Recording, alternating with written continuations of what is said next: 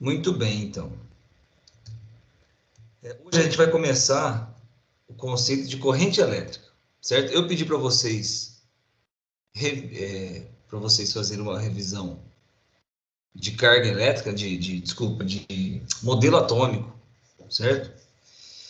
E o que me interessa, na verdade, sobre o modelo atômico, é essa configuração aqui, ó, certo? Vocês viram que o modelo atual, ele já não fala em eletrosfera, ele fala em probabilidade, mas fica mais didático para a gente, para entender a parte de corrente elétrica, fica mais didático a gente olhar para o átomo dessa forma, que é o que? Os elétrons na periferia do átomo, certo? Então você tem bastante espaço vazio aqui e os elétrons na periferia. Alguns elétrons estão mais próximos do núcleo, outros estão mais distantes. E no núcleo a gente tem prótons e nêutrons, certo? Lembrando que o nêutron tem carga neutra, daí o nome nêutron. Olha que gênio que eu sou. Então vamos colocar aqui, ó, a carga do nêutron é zero. E os prótons, eles têm carga positiva. Próton tem carga positiva, mais alguma coisa, já já vou falar o que é essa alguma coisa. E os elétrons, eles têm carga negativa. Carga dos elétrons menos alguma coisa. Outra coisa que foi importante vocês revisarem foi o seguinte. Pô, aqui está errado isso aqui, ó. Não, até aqui, ó. Próton e nêutron no núcleo. O elétron na eletrosfera. Outra coisa importante é lembrar que entre cargas negativas e positivas existe uma força de atração, certo? Isso mantém o elétron coeso, ele mantém o átomo coeso, mantém o elétron preso ao núcleo por meio de uma força de atração, uma força eletromagnética, eletrostática. A gente vê isso aqui em eletrostática. Então, o positivo e o negativo sofrem uma força de atração. Aí o elétron está preso. Só que quanto mais longe esse elétron estiver, menor vai ser essa força. Então, um elétron que está muito longe, ele tem uma força pequena. Então, é fácil de arrancar ele. Quando você arranca esse elétron do átomo, esse átomo recebe o nome de íon positivo. Se por algum motivo, em vez de perder um elétron, se esse átomo ganhar um elétron, ele pode se chamar íon negativo, porque ele ganhou um elétron. Mas a ideia aqui inicial seria a gente entender o seguinte, que eu posso mexer com os elétrons e não com os prótons, certo? Então, quando a gente fala em carga elétrica, está relacionado com elétrons. Bom, eu falei aqui que o próton é positivo de não sei quanto e o elétron é negativo de não sei quanto. Esse não sei quanto se chama carga elementar. Por quê? É a carga de um elemento, é a menor carga que a gente vai trabalhar aqui em elétrica. Essa carga elementar, ela tem o valor de 1,6 vezes 10 a menos 19 Coulomb, tá? Coulomb é a unidade de carga elétrica. E é carga elementar, ou seja, como se um elétron carregasse uma mochilinha e nessa mochilinha... Ah, não. Olha o celular dele. E essa mochilinha tivesse uma quantidade de carga. Não, peraí.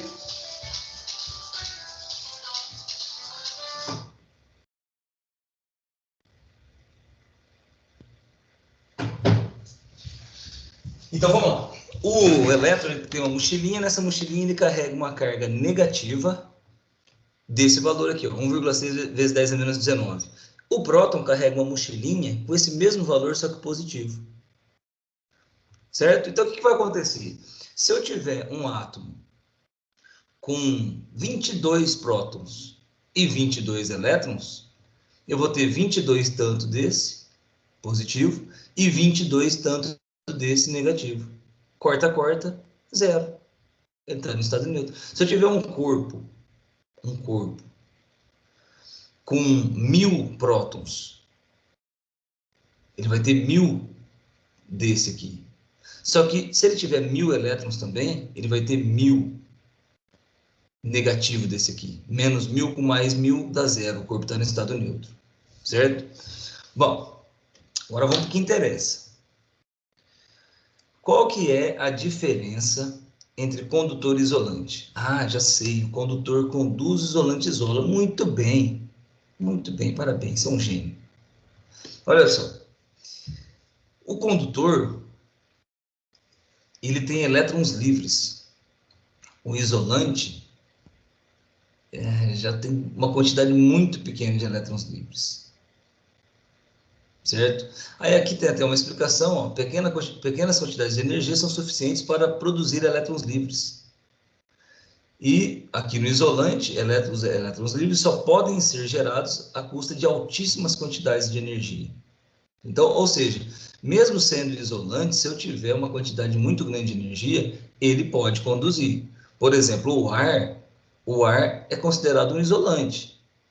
Você não vê a pessoa tomando choque sem relar na tomada, atravessando o ar.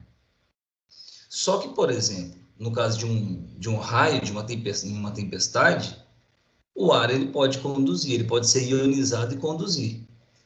Só que às custas de altíssimas quantidades de energia. Essa que é a ideia, certo? Então, a diferença entre condutores e isolantes é que tanto condutor quanto isolante, eles são constituídos de átomos. Eles têm prótons e elétrons. Então, eles têm carga. A diferença é que no condutor você tem elétrons livres, em grande quantidade. No isolante você tem uma pequena quantidade de elétrons livres, certo? E você tem, dentro da família dos condutores, você tem excelentes condutores. Você tem condutores meia boca. Vai depender do material, vai depender da quantidade de elétrons livres. O isolante, você tem um excelente isolante, você tem um isolante que não é tão bom assim, depende da quantidade de elétrons livres, certo? Bom, então, vamos prosseguir aqui. Efeitos da corrente elétrica. Então, vamos lá. Então, você tem um condutor, esse condutor tem uma quantidade de elétrons livres. O problema é o seguinte, esses elétrons livres, deixa eu voltar aqui, que fica melhor. Esses elétrons livres aqui, eles possuem um movimento aleatório. Cada elétron vai para um lado diferente.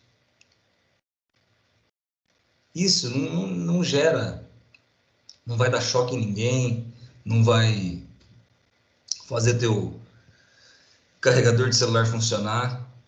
Não adianta, tá? Não adianta você colocar o carregador de celular ligado no celular e não ligar na tomada.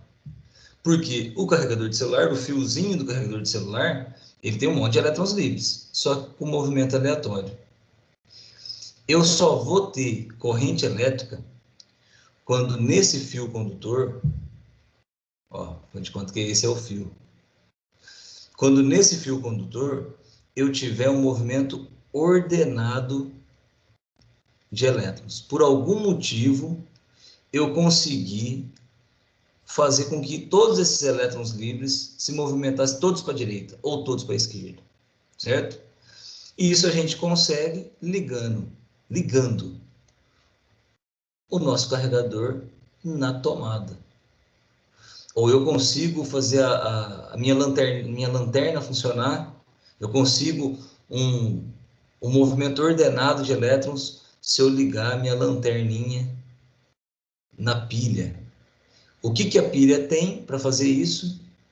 É 1,5 volts, que a gente vai estudar melhor semana que vem. O que a tomada tem para conseguir obrigar os elétrons a se movimentar todos para o mesmo lado? 110 volts. Semana que vem a gente vai ver melhor, isso que se chama DDP. Mas o que me interessa agora é condutores. possuem elétrons livres, só que no movimento bagunçado, aleatório. Corrente elétrica, é óbvio, precisa ter um condutor para ter corrente elétrica, mas a diferença é que a corrente elétrica é quando você tem um movimento ordenado desses elétrons livres. Bom, vamos ver quais são os efeitos da corrente elétrica. A gente tem alguns exemplos aqui, ó. Efeito magnético. Por exemplo, motor elétrico. Motor elétrico você transforma energia elétrica em movimento, mas através de campo magnético. Certo? É um exemplo de aplicação do efeito magnético. Efeito Joule, esse é o mais importante de todos. Quando você transforma energia elétrica em energia térmica. Por que esse é o mais importante? Porque esse acontece em todos os outros efeitos. Quando você liga um motor, você tá produzindo magnetismo a partir da corrente elétrica, tudo bem. Só que o motor vai esquentar. O que é esse esquentar? Efeito Joule. Quando você toma um choque, efeito fisiológico, você esquenta. A pessoa ela frita por dentro. Efeito Joule. Quando você tem um efeito químico da corrente elétrica, por exemplo, ele colocou aqui, ó, pilhas e eletrólise. No caso da bateria do celular, você colocou a bateria do celular para carregar, é um efeito químico, é um armazenamento químico de energia. Só que a bateria esquenta. Já repararam isso? Quando você coloca para carregar, a bateria fica quente. O fato dela esquentar se chama efeito Joule. Efeito luminoso. Com essas lâmpadas mais modernas, isso não acontece tanto, mas antigamente a gente tinha uma lâmpada que se você relasse nela logo após você desligar, ela queimava a sua mão. Então, além de você produzir luz com a corrente elétrica, automaticamente acontecia o efeito Joule. Então, o efeito Joule está em todos. O que é o efeito Joule? Transformação de energia elétrica em energia térmica. O efeito fisiológico, eu separei ele aqui porque ele é o mais interessante. Não é porque é mais importante, não. O efeito fisiológico, o que é? É corrente elétrica no meio do seu corpo. Ah, eu não entendi o efeito fisiológico. Então vai aí e enfia o dedo na tomada que você vai entender. Descalço, tá? De preferência. Pelado e molhado. Sai do banho e enfia um garfo na tomada. Você nunca mais vai esquecer o que é efeito fisiológico de corrente elétrica e você também nunca mais vai ter problemas com nota na escola, porque nunca mais você vai ter que ir na escola. Efeitos fisiológicos da corrente elétrica. Então, aqui são alguns valores de corrente elétrica. Já já a gente vai ver o que é isso aqui, ó. Mas isso aqui se chama miliampere. Alguns valores e o que acontece. 1 miliampere, limiar da sensação. Ou seja, um pouquinho menos do que isso, você nem sente. Pega uma bateria de 9 volts, sabe aquela quadradinha? E põe o dedo nela, você não sente nada. Se você fizer a mesma coisa com essa mesma bateria na língua, você já sente tua língua formigando. 8 miliampere, sensação desagradável. Você começou a sentir um choquinho que está te incomodando. 10 miliampere, sensação de pânico. Eu preciso sair daqui que eu estou tomando choque. 20 miliampere, paralisia muscular. Isso aqui é interessante por causa do seguinte. Por que o choque é tão perigoso? Porque você tem a contração muscular. Ou seja, você está tomando choque e aí você começa a gritar e a outra pessoa que está perto de você fala assim, ué, você está tomando choque, sai daí. Você não consegue sair. Você agarra o fio, o cabo, sei lá, onde você está tomando choque, e você não consegue sair dali. Contração muscular. 40 miliampere, perturbação na respiração. Tá vendo? A contração muscular, ela atrapalha também a musculatura da respiração. Depois, dificuldade extrema em respirar. Fibrilação, aqui ó, vai afetar o seu coração. Aqui está falando em fibrilação, aquele aparelho que já viram em filme, né? A pessoa tem uma parada cardíaca, ele vem com um desfibrilador, tá vendo? Ao contrário, fibrilar significa que o teu coração, em vez dele bater direitinho, ele fica tremendo em vez de bater. E aí o desfibrilador faria o contrário.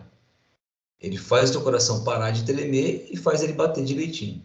E 100 miliampere, a morte. Tam, tam, tam, tam, tam, tam, tam, tam, tam, tam. tá? É só uma curiosidade, tá? Aqui é mais curiosidade. Não são valores que você tem que memorizar, não. Curiosidade. Ok, e para fechar então, para fechar nossa aula de teoria, vamos lá então. Então a gente precisa saber o seguinte: o que é corrente elétrica? Corrente elétrica, então, como eu falei ali em cima, é o movimento ordenado e não aleatório. Mas ordenado de quê? De carga elétrica. Certo? Por que eu falei carga e não falei elétron?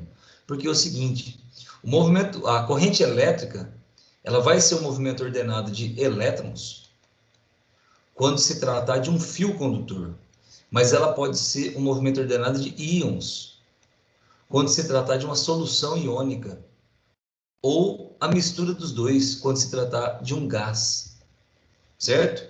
Então, corrente elétrica é o movimento ordenado de carga elétrica. Nunca vai ser de prótons, tá? Eu falei no começo da revisão que o próton está no núcleo, deixa ele quieto lá. Como que calcula a intensidade da corrente elétrica? A intensidade vai ser representada pela letra I, e ela mede nada mais, nada menos do que o quanto de elétron que está passando pelo meu corpo.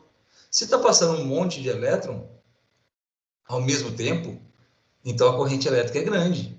Por isso que vai me levar à morte. Se está passando pouco elétron no meu corpo, enquanto eu estou no choque, então a corrente é pequena, só contraiu minha musculatura. Então a intensidade da corrente elétrica nada mais é do que o delta, ou seja, a quantidade de carga elétrica que atravessa o meu corpo por segundo. Certo? Esse é o conceito de corrente elétrica, carga por tempo. Unidade de corrente elétrica, ampere. Certo? Ah, mas por que apareceu miliampere? Mili é um submúltiplo. Lembra disso? Mili é 10 a menos 3. Mili, depois vem o micro, 10 a menos 6. E depois o nano, depois o pico, e assim vai. São submúltiplos, mas a unidade mesmo é ampere. Para fechar nossa teoria, o sentido da corrente elétrica. Agora sim, ó, eu tenho um fio condutor. Esse fio condutor ele tem elétrons livres, só que no movimento aleatório. No momento que eu ligo esse circuito, tá vendo? Isso aqui a gente chama de circuito fechado. Então você tem um circuito do positivo, passa pela lâmpada e fecha no negativo.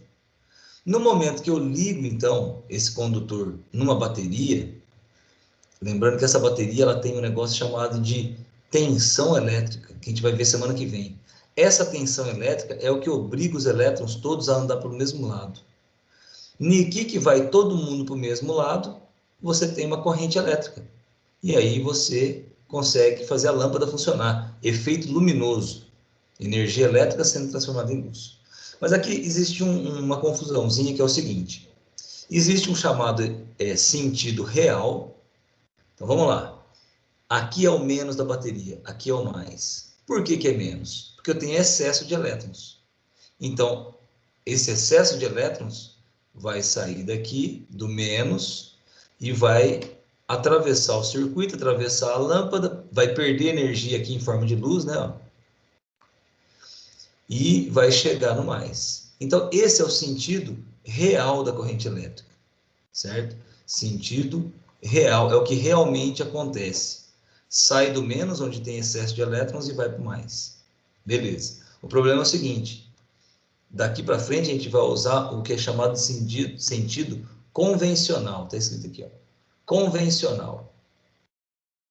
Por que convencional? A gente vai representar do mais para o menos. É só o contrário. Isso aqui não é real, isso aqui é só uma convenção. Isso aqui é um acordo que a gente está fazendo para simplificar os exercícios daqui para frente. Certo? Depois, no segundo bimestre, a gente vai ver melhor o porquê disso. Mas, realmente, o que acontece? Os elétrons vão do menos para o mais.